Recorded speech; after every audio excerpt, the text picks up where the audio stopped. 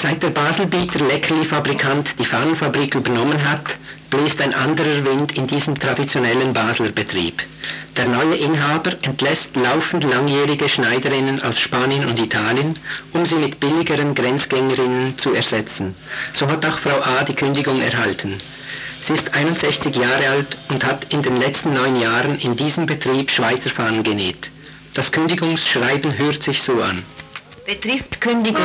Sehr geehrte Frau, da es unserer Firma leider nicht mehr möglich ist, ihre sehr hohen Lohn- und Sozialkosten weiterhin zu tragen, sehen wir uns gezwungen, Ihnen das Arbeitsverhältnis zu kündigen. Wir haben seit Übernahme der früheren Firma feststellen müssen, dass Sie für uns keine vollwertige Arbeitskraft sind und nicht mehr sein können. Wir haben die Firma seit einem Jahr und sind somit eine junge Firma, die erst in guter Zusammenarbeit aller Mitarbeiter die nötigen Reserven erschaffen muss.